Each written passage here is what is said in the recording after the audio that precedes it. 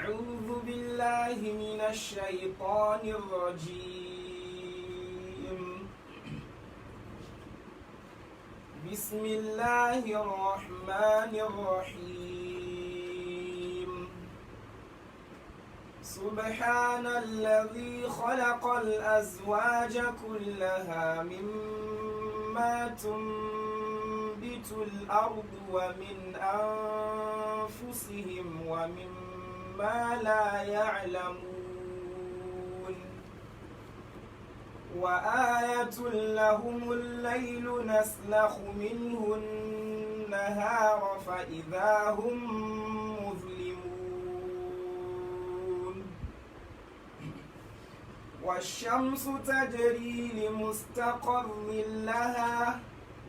ذلك تقدير العزيز العليم والقمر قدرناه منازل حتى عاد كالعرجون القديم لا الشمس ينبغي لها أن تدرك القمر ولا الليل سابق النهار وكل في فلك يسبحون. أعوذ بالله من الشيطان الرجيم. بسم الله الرحمن الرحيم. الحمد لله رب العالمين الرحمن الرحيم مالك يوم الدين وبه نستعين والعاقبة للمتقين ولا عدوان إلا على الظالمين. أشهد أن لا إله إلا الله وحده لا شريك له وأشهد أن نبينا محمدا عبده ورسوله صلى الله عليه وسلم صلى الله عليه وآله وأصحابه والتابعين وتابعيهم بإحسان إلى يوم الدين. آمين. سبحانك لا علم لنا إلا ما علمتنا إنك أنت العليم الحكيم. آمين. رب اشرح لي صدري ويسر لي أمري آمين. واحلل عقدة من لساني يفقه قولي. آمين. السلام عليكم ورحمة الله وبركاته. وعليكم السلام ورحمة الله وبركاته. ọpẹ́ ni fún Ọlọ́run. Alhamdulillah. àdó ọpẹ́ náà ní ẹ̀kan sí. Alhamdulillah. ẹ̀dá parí ọpẹ́ náà ká ní alhamdulillah. Alhamdulillahi Rabbil Alamin. ọba tí a dúpẹ́ fún náà ni ọba tí ọpẹ́ yẹ látàrí àwọn oore rẹ̀ èyí tí ò dá ọwọ́ dúró. Ọlọ́run ọba subhanahu wa ta'ala wọlé pé a dúpẹ́ yìí àwọn oore náà mọ́ṣẹ́ àwọn bá a ṣàlékún rẹ̀. Àmín. gẹ́gẹ́ bí àdéhùn Ọlọ́run wọ́n ní man utiya shukur lam yuhram ziyada. ẹni tí a bá rọ̀ lọ́rọ̀ kó lè máa dúpẹ́ oore fọ́lọ́run Ọlọ́run bò ní páládàánú àlékún. Ọlọ́run wọlé apá dúpẹ́ oore yìí tó ṣe fún wa gbogbo àwọn oore tá à ń dúpẹ́ lórí náà bá ní ṣe àlékún rẹ̀ fún wa. Àmín. ìkẹ́ Ọlọ́run ọba àti ọlá rẹ̀ àti orí ajẹ́njẹ́ tán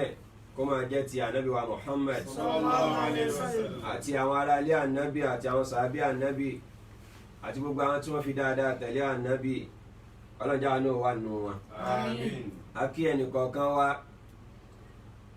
kú àmójúbà tafsirul Qur'an al-Karim eléyìí tí a máa ń ṣe ní dédé àsìkò yìí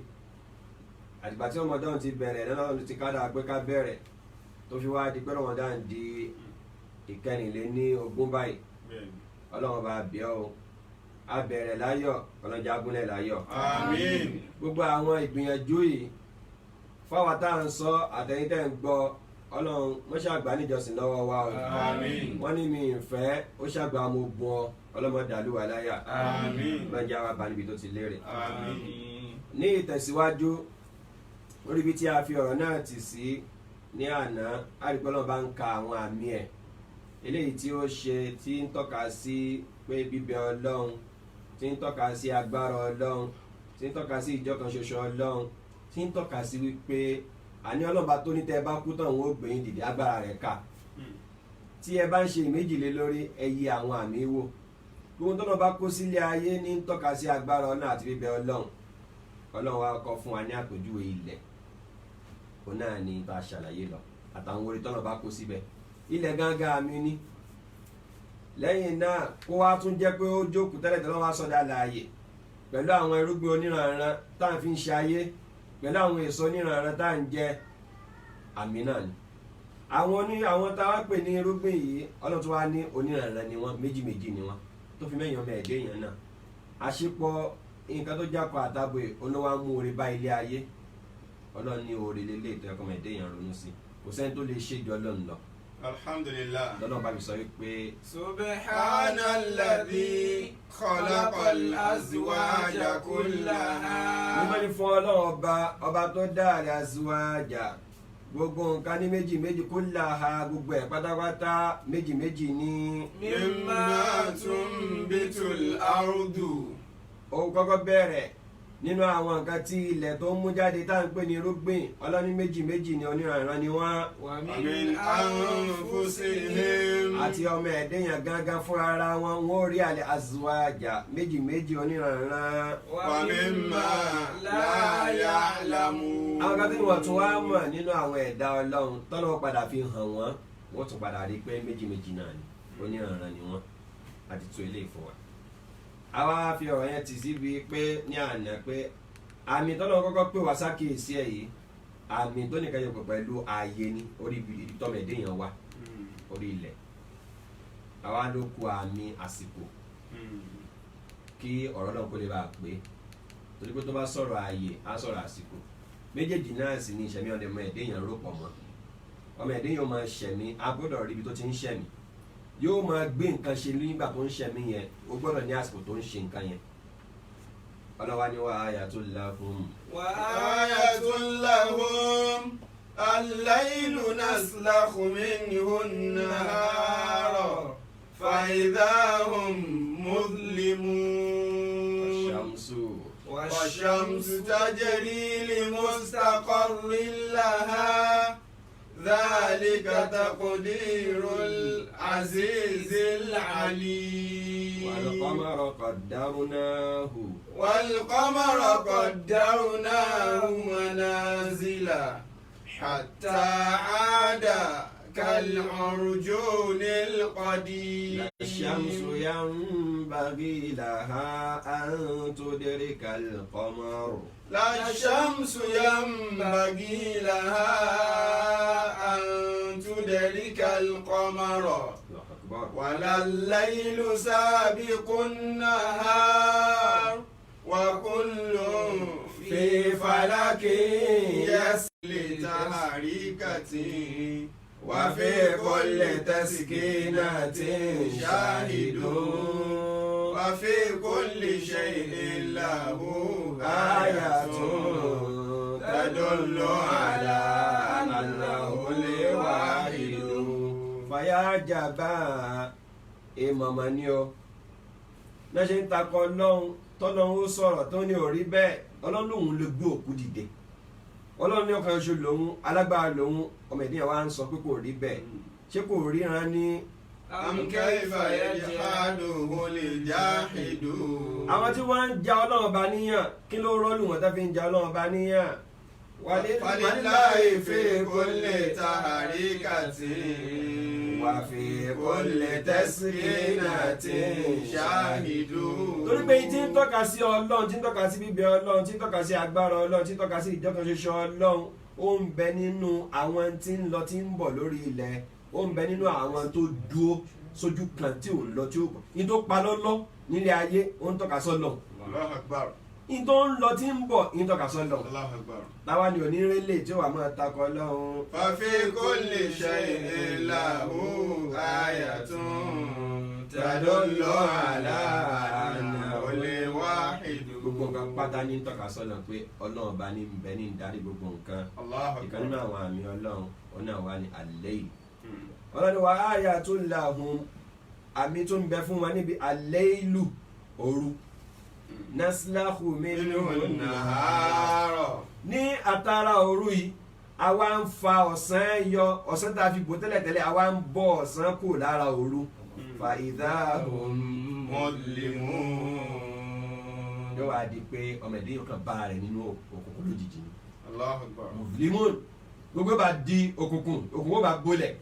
bẹ́ẹ̀ sì ni tẹ́lẹ̀tẹ́lẹ̀ gbogbo ẹ̀ mọ́ tí ó yẹ pé gbogbo ẹ̀ ìmọ́lẹ̀ wà tí ó kálukú ń ríra wọn nígbà tá a bá wá gba ìmọ́lẹ̀ ọ̀sán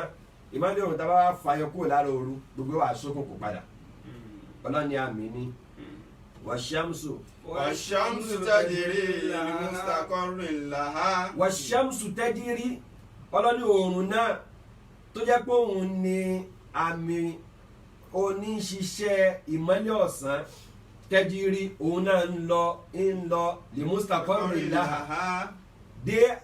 àsìkò àbí ààyè tí a sọ pé kó máa gúnlẹ̀ sí kó máa dúró sí. dhalika taqdirul aziz eléyìí jẹ́ ètò àti èbùbọ náà ọba alágbára ọ̀bọ ní mímọ́. wal qamara. ọlọ́ni òṣùpá náà qaddarnahu òṣùpá tóun máa ń jáde ní òru a fi òun náà pè bùbọ òun náà tóun náà ní àwọn ibùsọ̀ rẹ̀ àwọn ààyè tí máa ń rékọjá ń bẹ̀. hatta adakal urjunil qadim. yóò máa lọ títí yóò fi dé òpin ìrìn rẹ̀ ìgbà tó bá fi wá dé òpin ìrìn rẹ̀ yẹn yóò wá kéré jọjọ yóò kéré tí wàá dàbí ìmọ̀ ọ̀pẹ tó ti gbẹ tó wá tẹ̀ kọ̀kọ̀. Allahu Akbar. náà. la shamsu yanbaghi laha an tudrikal qamara. ọlọ́ni ẹ̀rí oòrùn kò sí oòrùn tí kò lẹ́tọ̀ọ́ fún oòrùn láti lépa bá òṣùpá kó wọn àti òṣùpá wájọ máa kọ̀mpìtì kó wájẹ pé ibi tó yẹ kó òṣùpá wà káwá rọrùn bẹ́ẹ̀ ọlọ́ni kò ṣeé ṣe. walal laylu sabiqun nahar. bẹ́ẹ̀ náà ni òru náà kò lè gbáwájú ọ̀sán káwọ́ sọ pé ó yẹ ká wà lọ́sàn-án kóru wá wá ọlọ́ni kò kí ń ṣẹlẹ̀ bẹ́ẹ̀. wa kullun fi falakin yasbahun. ọlọ́ni gbogbo ẹ̀ pátá ló ń bẹ ní awo wọn lágbègbè wọn tẹ́ pé ibẹ̀ ni wọ́n ti ń lọ tán ti ń bọ̀ ń kálukú lè kọjá ààyè rẹ̀. Allahu Akbar. alo wa ṣètò yẹn jama. Allahu Akbar. sotori de eléyìí tafsiru àyà yìí èèmọ̀ mbẹ́mbẹ́ àti àwọn ẹ̀kọ́ alákọ̀ọ́kọ́ ó ní pé ọ̀rọ̀ tó ń bẹ lókè ó sọ nípa ààyè tá à ń gbé nílé ayé orí ilẹ̀ àmì ọlọ́ba tí ń bẹ́mbẹ́ eléyìí ń sọ̀rọ̀ nípa àsìkò tá à ń lò nílé ayé òun náà ní òru àti ọ̀sán torí pé ìtọ́ka ààyè òun tọ́ka sí pé ọmọ ẹ̀dẹ́ èèyàn ò ní kò lè gbébì kan àbí kó ní pé á ní ààyè báyìí lọ́mọ ẹ̀dẹ́ èèyàn yẹn wà iṣẹ́ táwa ṣe náà inú àsìkò kan láti ṣe ọlọ́run wá sọ̀rọ̀ ààyè èèmọ̀ ń bẹ́ẹ̀ bẹ́ẹ̀ ó tó sọ̀rọ̀ àsìkò náà tẹ́bá nígbà tó náà fẹ́ bẹ̀rẹ̀ ọ̀rọ̀ nípa àsìkò òru ló kọ́kọ́ mẹ́ńṣàn kó tó mẹ́ńṣàn sàn nígbà tí ń sọ̀rọ̀ nípa ààyè ó mẹ́ńṣàn ilẹ̀ kí ló fà á torí pé méjèèjì jọra wọn tàbá wà lóru gbogbo apá lọ́lọ́ kò ní sáré wo àsìkò tẹ́yẹ̀ máa ń sùn ní àsìkò sinmi ní bí ìgbà tí gbogbo nǹkan kú náà ó jọ ilẹ̀ tá a sọ pé ó jẹ́ òkú al-ardul maytatu. ẹ̀rín ọlọ́run bẹ̀rẹ̀ pẹ̀lú kíkú ilẹ̀ tọ́lọ́ wá sọ di alààyè ó wá bẹ̀rẹ̀ pẹ̀lú òru náà tẹ́pẹ́ òru náà gbogbo nǹkan náà máa ń dẹ̀ẹ̀dì láàpẹ́ gbogbo nǹkan ó pẹ́ gbogbo ẹ̀ ṣe kí ni ó pa lọ́lọ́lọ́lọ́lọ́lọ́ tó jàbí pé kò sí ìṣẹ̀mí gbogbo ìta ti ní gbòkègbodò ní ọ̀sán gbogbo wa pa lọ́lọ́ nígbà tí gbogbo ẹ̀ kú náà ni gbàtí bá wá di àárọ̀ tó ń wọ́n bá jáde báyìí ó dàbí gbàtàn fọ́ fèrè pé ó yá ẹ mọ́ ọgbọ́n ta o gbogbo tó wà láyà ọmọ gbogbogbogbogbogbogbò ẹ ṣe ń gbọ́ ọ̀nà mọ́tò lẹ́mọ̀ gbọ́ machine tó ń ṣiṣẹ́ lẹ́mọ̀ gbọ́ ẹ̀rọ tí ń dún so bí gbàtí yẹ pé wọ́n ti kú tẹ́lẹ̀ wá ṣe kí ni wọ́n wá jí ibẹ̀ yẹn náà ń tọ́ka sí pé nígbà bá kú tán náà ṣe kí ni o á di yín dìde padà Allahu Akbar. kó lè bá a bá ti tòkè yẹn mu wọ́n ní ọlọ́run dákọ̀ òru náà òun tọ́lọ́ wa dákọ̀ ẹ̀ tó ní àmì ń bẹ́ẹ̀ fún wa ǹjẹ́ àti ẹ̀rí náà rà àmì náà òru òun náà ní ìpín kejì tá a bá dá ọjọ́ ayé sí méjì òru àtọ̀sán ni ìdápẹ́ lọ́jọ́ ayé nìyẹn àlìyáwó òun náà ní àléélú wan-nahar. kò kọ̀rẹ́ẹ̀tì púpọ̀ ká sọ pé yáwómù àti láyl torí pé yáwómù gangan fúnra rẹ̀ ló kó sínú àléélú wan-nahar òru àtọ̀sán olóńbẹ́ni méjèèjì wá rè lọ́lọ́wọ́n bá àlékè ọlá dá tó níṣẹ́ tí wọ́n fẹ́ máa ṣe lórí ayé torí pé wọ́n ń kọ́ńplimẹ́ǹtì ara wọn ni àwọn iṣẹ́ kan wà tó yẹ pé òru la máa ṣe àwọn iṣẹ́ kan wà tó yẹ pé ọ̀sán la máa ṣe àwa ní mọ yìí kíní kejì wọn àfi tí wọ́n bá ń lọ tán bá ṣe kíni o tán bá ń bọ̀ lọ́lọ́run ò fi ṣe ní kó jẹ́ pé òru nìkan ní ò fi ṣe ní kó jẹ́ pé ọ̀sán nìkan eléyìí náà àmì kan náà ni. Allahu Akbar. Ọlọ́run fi àwọn iṣẹ́ tó bá òru mu sí òru ó fi àwọn iṣẹ́ tó bá ọ̀sán mu sí ọ̀sán lọ́nà fi sọ fún wa ní ọ̀rọ̀ kúlẹ̀ àrọ̀ àìtún قل أرأيتم ní sọ́dún kan sọ̀ sáyà 70 إن جعل الله عليكم الليل سرمدا إلى يوم القيامة ọlọ́ni ẹ sọ fún mi in ja'ala Allahu alaykumul layla sarmada tọ́lọ́ bá ní kí òru máa lọ bẹ́ẹ̀ tí ìdàlù kíámà kẹ́ mọ́ rí ọ̀sán rárá. من إله غير الله يأتيكم بضياء ta lẹni náà lẹ́yìn Ọlọ́run tí ó wà bá yín mú ìmọ́lẹ̀ ọ̀sán wá. أفلا تسمعون àbẹ́ ẹ̀gbọ́n tá à ń sọ ni. أرأيتم ẹ sọ fún mi sẹ́ẹ̀. إن جعل الله عليكم النهار سرمدا إلى يوم القيامة Ọlọ́run bá ṣe ọ̀sán fún yín ni tí ó máa lọ bẹ́ẹ̀ tí ìdàlù kíámà tẹ̀ ní rí òru rárá. من إله غير الله يأتيكم بليل تسكنون فيه ta lẹni náà lẹ́yìn Ọlọ́run tí ó wà bá yín mú òru wá òru tẹ́ ti máa sinmi. أفلا تبصرون abẹ́ ríran ni ẹ̀wọ̀ Ọlọ́run. ومن رحمته Ọlọ́run nínú àánú Ọlọ́run tẹ́ fi mọ̀ pé aláàánú lọ́lọ́run. جعل لكم الليل ó والنهار ṣe òru fún yín ó ṣe ọ̀sán fún yín. لتسكنوا فيه kẹ́lí bá máa sinmi nínú kan. ولتبتغوا من فضله kẹ́lí bá máa wá oore Ọlọ́run ọba pẹ̀lú iṣẹ́ òòjọ́ yín nínú kan. ولعلكم تشكرون kẹ́sì bá mórí fọ́lọ́run الله ọba tó أكبر ṣe léyìí tó mórí fún. الله أكبر Ọlọ́run ní òun ṣe méjèèjì tí ń wá tí ń lọ kò jẹ́ kó wà permanent tó bá yẹ kó òru ni gbogbo ẹ̀ ẹ wo ìnira tó mẹ̀dé yẹn ọkọ̀ tó yẹ kó ọ̀sán ni gbogbo ẹ̀ ẹ wo ìnira tó wà fọ́ mẹ̀dé yẹn. ìgbà tó lọ́wọ́ fẹ́ pé wàá ṣàkíyèsí ti tó òru yẹn wípé tóun bá ṣe òru tí ó mọ̀ lọ títí láíláí ó ní àfàlà tó bẹ́ sí i àbíkẹ́ lọ́la kọ̀kọ́ àfàlà tẹ̀símọ̀ ọ̀hún torí pé yẹn ríran lóru àyẹ̀wò ẹ̀kọ́ ni olùtẹ́símọ̀ ọ̀hún níbi yẹn àfàlà tẹ̀símọ̀ ọ̀hún tẹ́ẹ̀bà rí lẹ́ ẹ̀gbọ́n tá à ń sọ ni nígbà tó wá débi títí ọ̀sán pé tọ́lọ́ bá ṣe ọ̀sán fún yín ni tí ó máa lọ bẹ́ẹ̀ tani bá yín múru wá ó ní àfàlà tó bí sèlú abẹ́ ẹ̀ ríran torí pé lọ́sàn yẹn lè mọ́ gbọ́rọ̀ èyí ò ríran ni nígbà tí gbogbo ẹ̀ bá ṣe kí ni o tó wá laago ẹ̀gbọ́n náà bá kò sẹ́ tó mọ̀ ọ̀rọ̀ sọ bí ẹ الله أكبر nígbà tó débi tó ru ó ní ṣé ẹ gbọ́rọ̀ bẹ́ẹ̀ bá ti rí hàn tẹ́ bá ríran nígbà tó débi tọ̀sán ó ní ṣé ẹ ríran torí pé òru èèyàn máa ń gbọ́ ju bí èèyàn ṣe ń rí lọ ìgbà pa lọ́dọ̀ bẹ́ẹ̀ni àyẹ̀bẹ̀kọ́ ni bẹ́ẹ̀ni tẹ́ bá tí nǹkan bá ra dún báyìí yóò ṣe kí ni yóò dùn létí ẹ̀gbọ́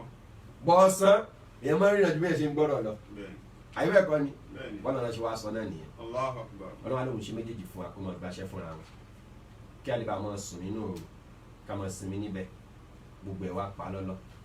ká lè bá máa ṣiṣẹ́ lọ́sàn-án gbogbo ẹ̀ mọ́lẹ̀ rí kedere ọlọ́ni wàáyà tó lahùn. وآية لهم الليل نسلخ منه النهار òru ò lè ṣiṣẹ́ ọ̀sán ọ̀sán ò lè ṣiṣẹ́ òru torí ẹ̀ lọ́rọ̀ fi fún wa ní méjèèjì àmì nìyẹn náà kí la máa ń ṣe lóru ọlọ́ni wa ja'alna al-layla libasa ọlọ́ni a ṣe òru ní aṣọ ìdábòra ọlọ́run mọ̀ ó bá da gámẹ́ǹtì bolẹ̀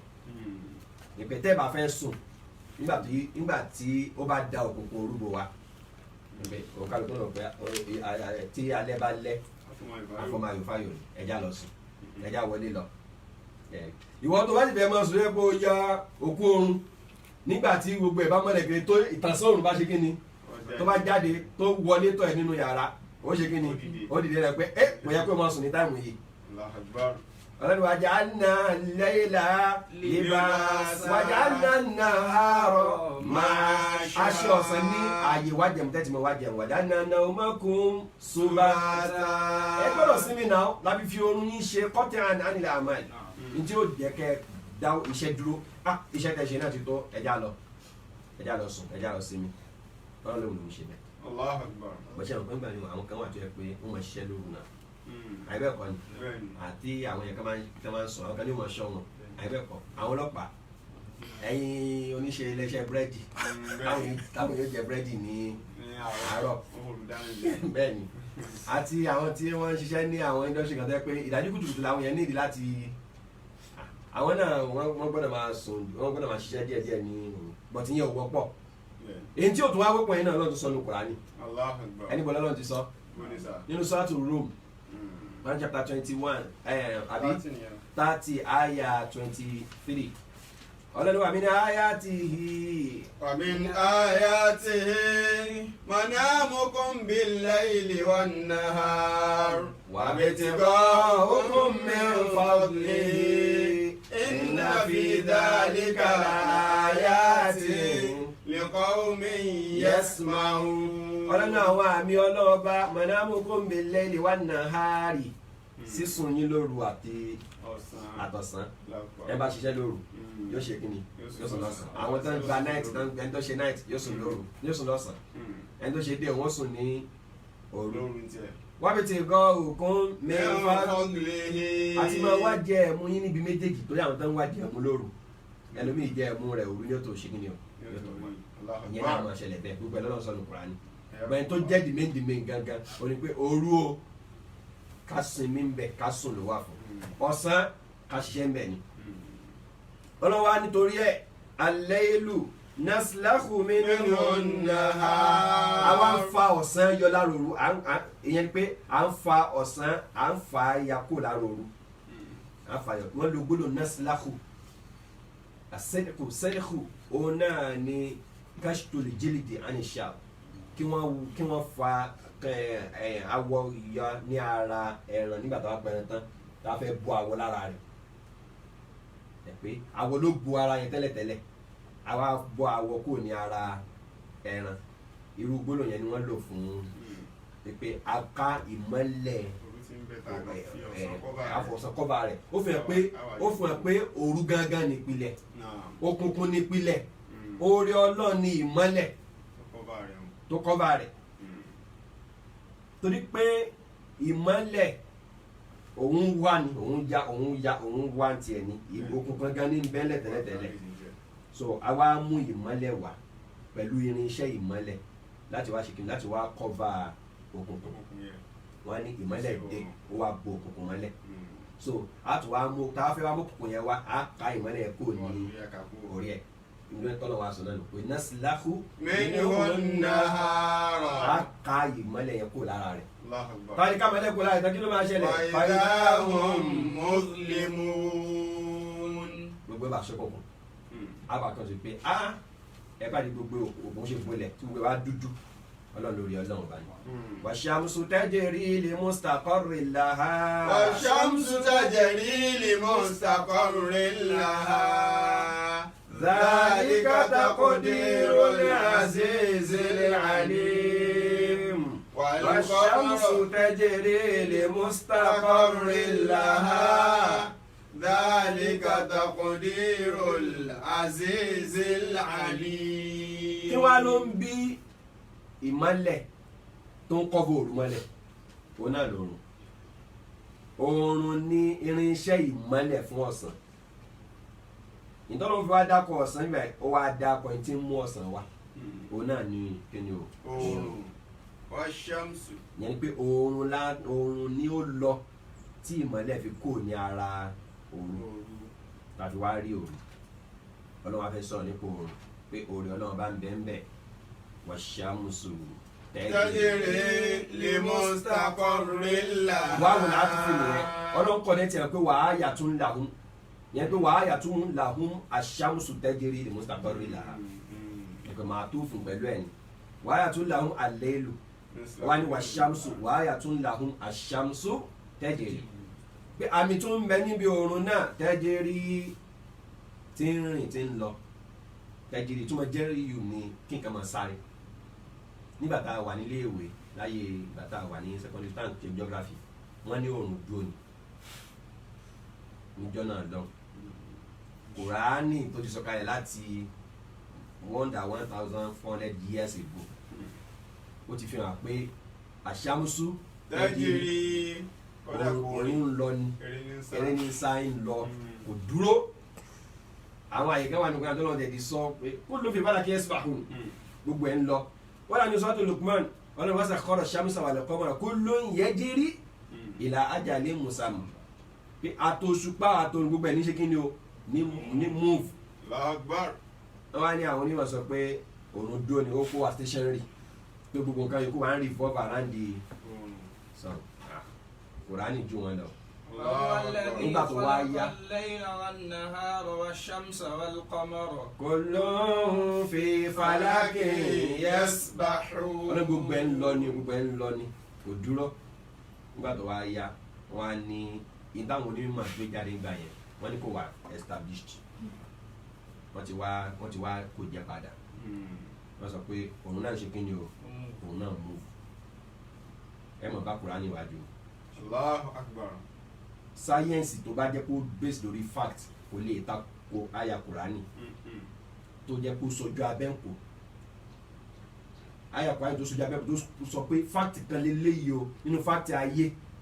tí èpè àwọn afá ló ń tu ló ń yí lọ́rùn jẹ́ pé ó sojú abẹ́ǹkò tó ní ìtumọ̀ míì ẹ̀rọ àṣàmùsù tẹ́jírí pé òórùn tẹ́jírí ń lọ so bóyá sọ nípa ilẹ̀ náà nù àwọn onímọ̀ sọ fún wa pé ilẹ̀ ń lọ àbí ò lọ bó ti yẹ pé àwọn òrí pé ń lọ bọ̀tí ń lọ ó ń lọ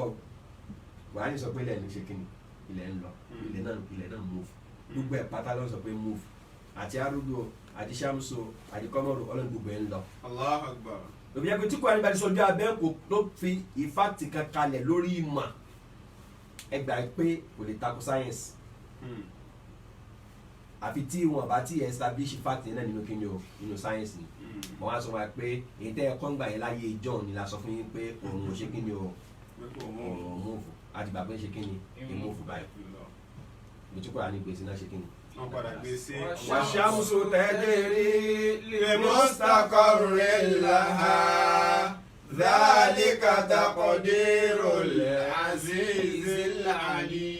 ilé náà tún sọ fún wa nípa ìdẹ̀rọ̀ náà bá míì ó náà ní ìdẹ̀ra ọ̀sán tó ń wá pẹ̀lú oòrùn ní mú ọ̀sán wá ní mú ìmọ́lẹ̀ ọ̀sán wá nígbà tó rú bá ti lọ tán oòrùn á wá ọlọ́wà ní tẹ́jẹ́rí ń lọ ń sáré ìlọ rẹ̀ tó lọ yẹn ó wá débì kan ló wá wọ̀ lóru fi wá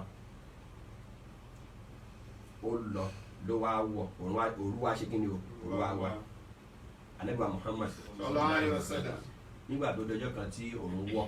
Abu Dharr al-Ghifari ló ń bẹ pẹ̀lú Ànábì sallallahu alaihi wasallam ó ní Ànábì wa sọ ń bẹnu sọ Bukhari àdìsí 4802 àfáà Ibn Kathir mention ti àwọn ó ní Ànábì wa sọ fún mi pé ya Aba Dharr atadri ayna taghrubu shams níbi ó tiẹ̀ mọ ibo ni òun máa ń wọ̀ sí qultu Allahu wa rasuluhu a'lam ó ní mo ní Ọlọ́run àtòjíṣẹ́ rẹ̀ ló mọ̀ قال فإنها تذهب حتى تسجد تحت العرش. الله أكبر. ó ní òru máa lọ yóò máa lọ tó fi wá dé àgbì kan tó máa wà ní déédéé abẹ́ aláràṣẹ Ọlọ́run yóò wá tẹ̀lé pàfọ́nà bá ń bẹ̀. ó ní fadhalika qawluhu ta'ala wash-shamsu tajri limustaqarrin laha dhalika taqdirul azizil alim. ọ̀rọ̀ tó náà bá sọ̀rọ̀ pé ó ń lọ sí ààyè kan tó yẹ pé mustaqar oyin tẹ́ ẹ̀ máa ń gúnlẹ̀ sí ibi tí ó dò sí destination yẹn pé ibi tí ó dé nìyẹn tí ó tún fi bẹ̀rẹ̀ nǹkan mi tó bá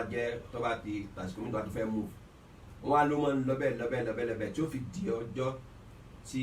Ọlọ́run sọ pé kí oòrùn yọ níbi títí máa ń wọ̀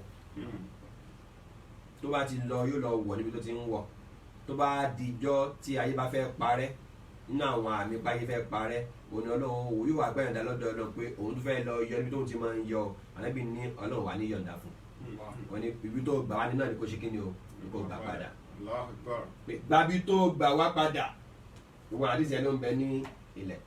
ìyẹn ni ìtumọ̀ tó gbajúmọ̀ limustaqarrin laha dhalika taqdirul azizil alim. afọ Ibn Abbas àti afọ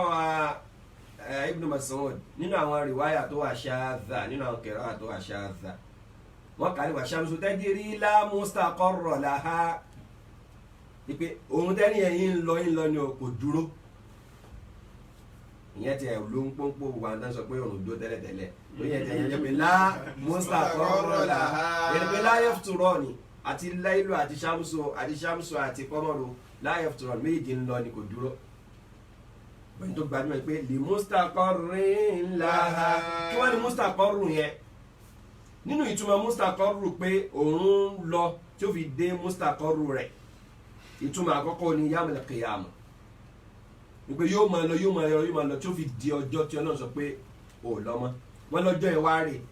wọ́n wá dá dúró wọ́n wá gbọ́n ìmọ́lẹ̀ yọ lára rẹ̀ àgbẹ̀wọ̀n dé ni ẹ̀ ìdá sàmùsù kó wíwọ́s lọ́njọ́ tá a gba ìmọ́lẹ̀ yọ kó lára òun ẹyọ kan tí mọ́lẹ̀ fún gbogbo ayé yẹn tó bá di àlùkìyámà wọn náà gbọ́n ìmọ́lẹ̀ kó lára ẹ̀ mustaqarru rẹ̀ ni ó ti wá parí gbogbo ìgbòkègbodò rẹ̀ àtijọ́ tá a ti dá ọ ti parí lẹ́yìn báyìí nǹkan mìíràn kójú ọmọ ìṣẹ̀lẹ̀ nínú ìtumọ̀ rẹ̀ ó lẹ́nu àsánà ni pé ó ní bó ṣe máa ń lọ lọ́dọọdún pé fọ́dún kan àwọn lọ́dún kan lòun fi máa ń move tí ó fi ráǹdì ọ́bìtì rẹ̀ ní agbègbè rẹ̀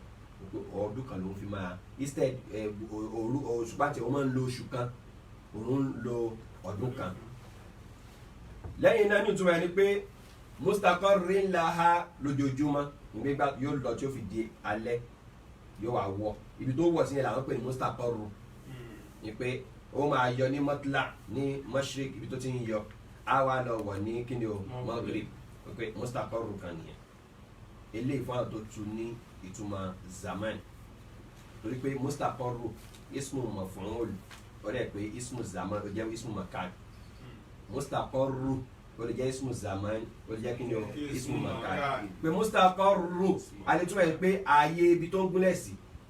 mustaqarru alẹ́túmọ̀ yẹn pé àsìkò tó máa ń gúnlẹ̀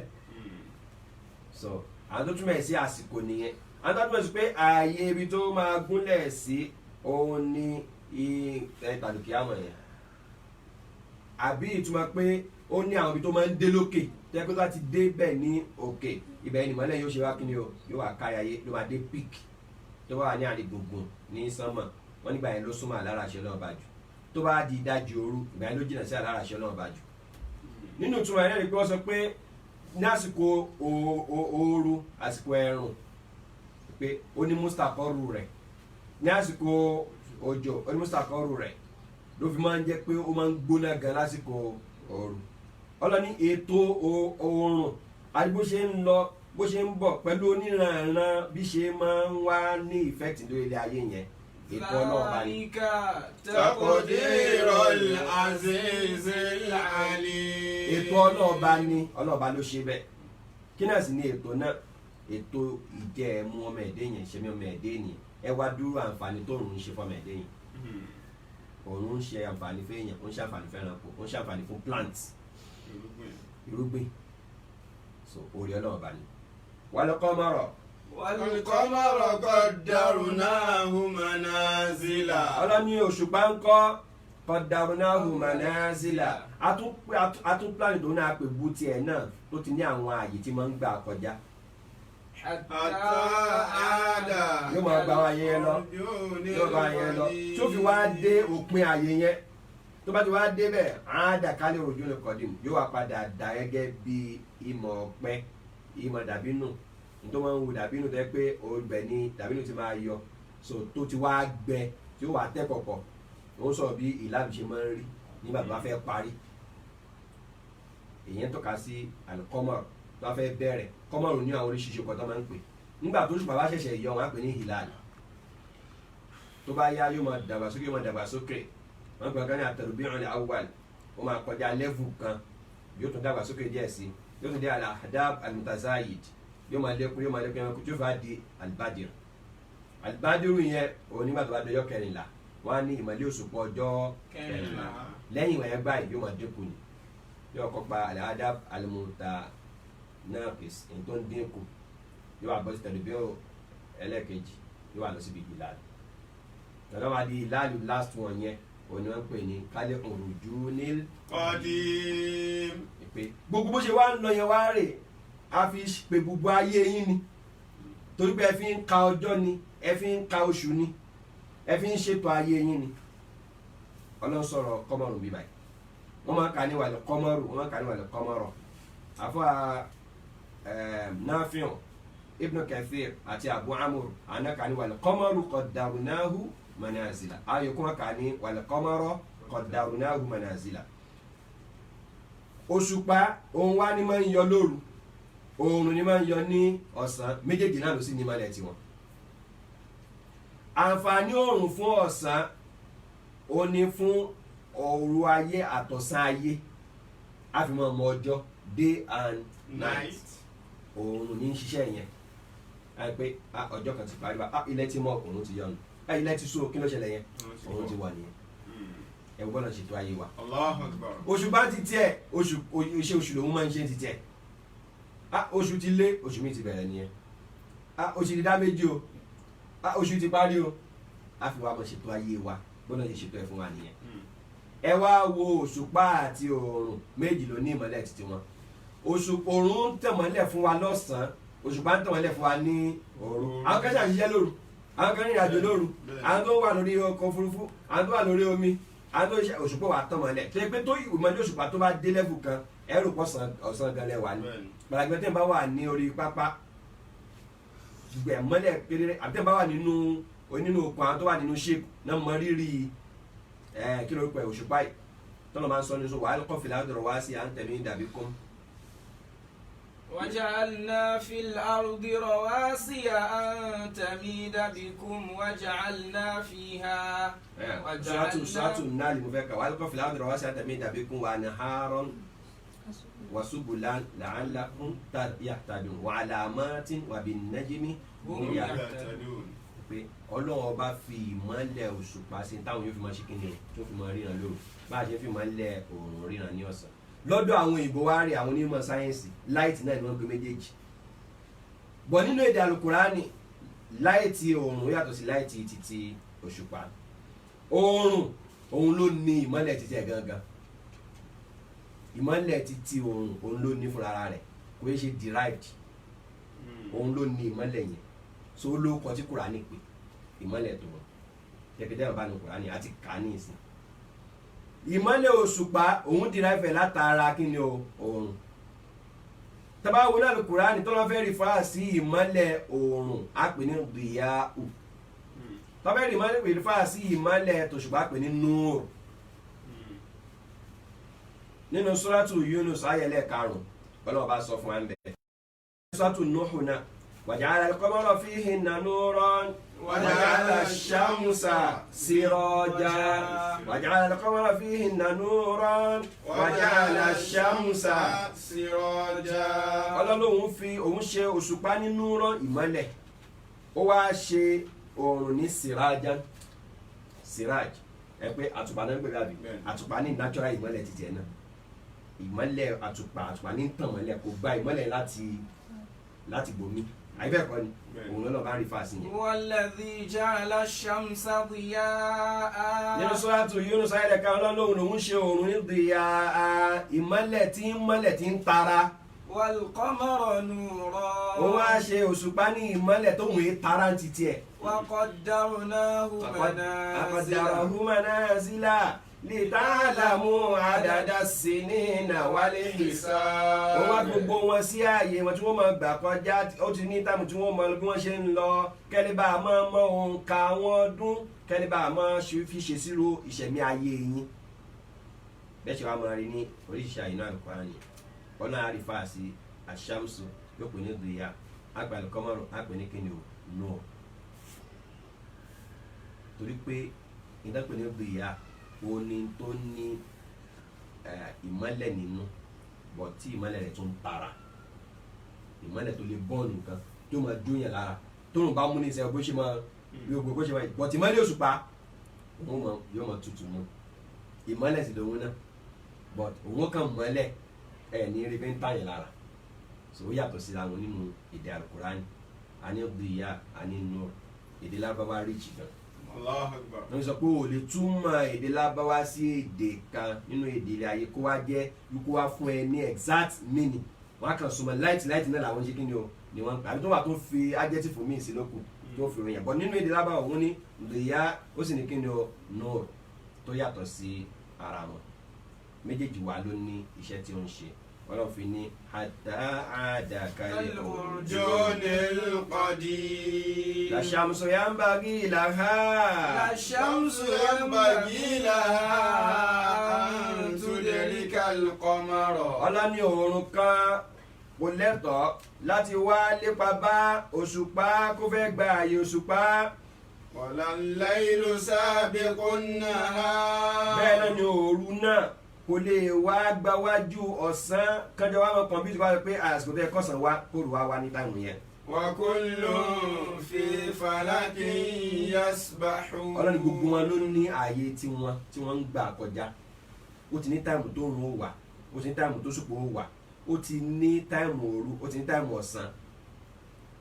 kò pọ̀síbù kẹ wá rí òru lásìkò ọ̀sán ọlọ́ni ètò wọn lọ́ọ̀ ni kò sì dàrú àbí tó ló máa fẹ́ fi ra ìrìn wá lẹ́ẹ̀kọ̀ọ́ kan ta ni náà pé ní kùsùf àbí kùsùf yẹn ni pé ká rí eclipse kí ló tó lọ́ọ́ fi ṣe báyìí kí ilé ayé wa kò lè bá a súnmọ́ fún un kí ló tó lọ́ọ́ fi ṣe báyìí oníkẹ́lẹ́ agbákẹ́lẹ́ bá a dúpẹ́ fún Ọlọ́run kí ló tó lọ́ọ́ fi ṣe oníkẹ́lẹ́ bá a mọ́ ronú pé ọba tó ṣètò yìí fún wa á padà lọ́ọ́ bá lọ́jọ́ kan.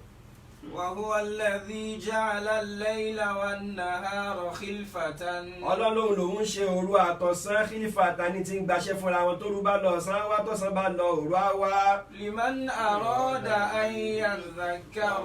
أو أراد شكورا.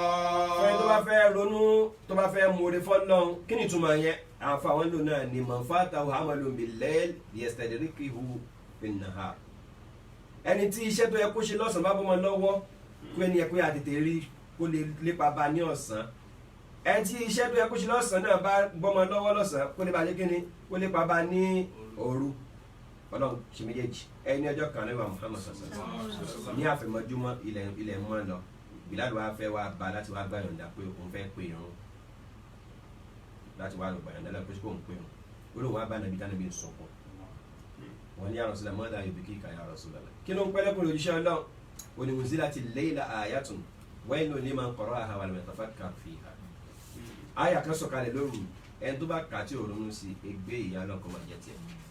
inna fi khalqis samawati wal ardi. inna fi khalqis samawati wal ardi. wa ikhtilafil layli wan nahar. wa ikhtilafil layli wan nahar. ayatin li ulil albab. ọlọ́run nípa ìdẹ́dà sánmà àtilẹ̀ àti bí ọ̀sán àtòru ṣe ń gbaṣẹ́ fúnra wọn àmì ní fáwọn onílàákàì ìsánmà àtilẹ̀ ààyè nìyẹn sánmà ilẹ̀ ààyè waqtilafi layli wan nahar òru àtọ̀sán tó ń gbaṣẹ́ fúnra wọn zaman méjèèjì lọ́rọ̀ kíkọ́ ọmọ ẹ̀dẹ́ yìí à ń gbé ní abẹ́ sánmà láàrin sánmà àti ilẹ̀ àwa ń la inú òru àtọ̀sán kí ni o à ń là kọjá irú ẹ̀ ló wà mọ̀ṣẹ́lá onímọ̀ṣẹ́lá àtàfi lọ́gbọ́lọ́ Allahu Akbar. ọlọ́ni àmì ń bẹ́ẹ̀ fáwọn onílàákàì ní pé ìdásánmà àtilẹ̀ fún eré òru àtọ̀sán tí ń gbaṣẹ́ fúnra wọn yẹn wọ́n ń jíṣẹ́ lára rẹ ni o. àfọwà Hasan al-Basri ó ní innal layla wan nahari ya'malani fika fa'mal fihima. ó ní ọmọ nàbí Ádámà òru àtọ̀sán wọ́n ń lò ẹ́ ní o ìwọ náà lò wọ́n ń lò ẹ́ ya'malani fika wọ́n exhaust yẹ ya'malani fika wọ́n ń wé ààrẹ wọ́n ṣe kí ni wọ́n ń tí ààrẹ àbẹ́ ẹ̀kọ́ ni bẹ́ẹ̀ni wárántẹ. wé àǹtí ẹ̀ bí òru àtọ̀sán bó ṣe ń wá tí ń lọ yẹn wọ́n ń gbọ́ ẹ̀ nìyẹn afáìbùn dùrẹ́dì ó ní innal jadidayni idha mastawlaya. innal jadidayni idha mastawlaya. ala jadidin adinayahu lilbila. ala jadidin adinayahu lilbila. ó ní innal jadidayni òru àtọ̀sán tẹ́rí yẹn ìdágbẹ́ ní jadidayni nìyẹn. idha stawlaya ala jadidin tó bá ti ràgàbó nǹkan kan tá a pè ní nǹkan tuntun ní nǹkan yẹn òru àtọ̀sán wa ń ṣiṣẹ́ lára rẹ̀ wọ́n ń ṣiṣẹ́ lára rẹ̀ aṣọ tuntun yóò padà gbóni. adinayahu lilbila. wọ́n ti lọ bí kó gbónu ọmọ tá a bí ta ní ọmọ tuntun jòjòló òru àtọ̀sán wa ṣiṣẹ́ lára rẹ̀ yóò sì di ogbó. Allahu Akbar. torí ìdí eléyìí ìwọ náà tètè kí ni o tètè lò wọ́n dáadáa àmì ọlọ́run bá nìyẹn torí ìdí eléyìí kọ́nà bá subhanahu wa ta'ala ó fún wa ní àgbọ́yé ọ̀rọ̀ rẹ̀ pẹ̀lú gbọ́dọ̀ tó bá jọ̀dá á tún tẹ̀síwájú. سبحانك اللهم وبحمدك نشهد ان لا اله الا انت نستغفرك ونتوب إليك.